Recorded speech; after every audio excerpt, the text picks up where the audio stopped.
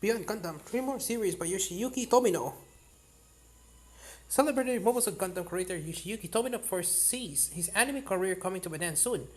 It's a career full of highlights, including, of course, Gundam in all its forms. But how much do you know about his other works? For decades, he's been gracing the anime industry with stories of human bravery, mighty mecha, and, well, lots of death. He had to get his nickname somehow. After all, these are just a few of the many shows he's giving us outside the Gundam franchise. How many have you seen?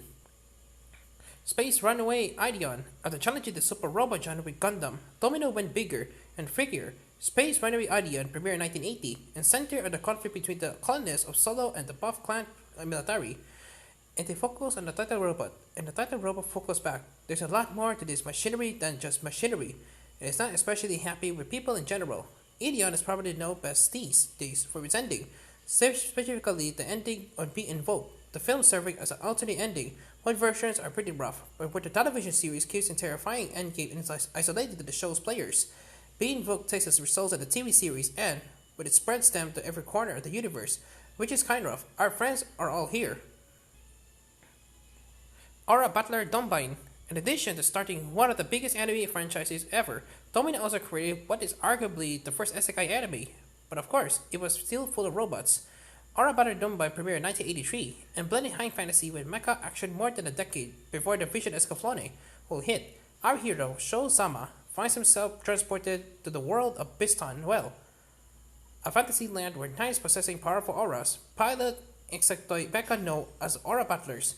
Of course, Sho has a heck of an aura and becomes the pilot of the series' title robot, but upon discovering his commander's true intentions, he defects to the Freedom Fighters and falls in love with fellow Isekai traveler Marvel Frozen.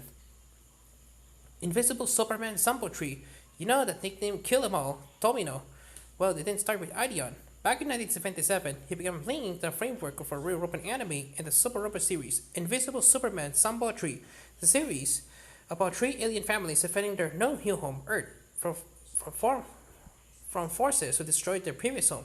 Seems to dig into a lot of Super Robot tropes. So why so many mecha pilots are kids, for example? And what life is like for civilians in these shows? But it goes dark and also Cylinders started mid-series. It doesn't shy away from death. A lot of death. Don't get attached to anyone in the show, including pets. Tomino's TV is still a broad encapsulate in one short article. We haven't heard covered. Some bungle, heavy metal Jane, another tree, or a relatively more recent King Coiner. Sorry to say, when he retires, we will leave a massive body of work on his wake.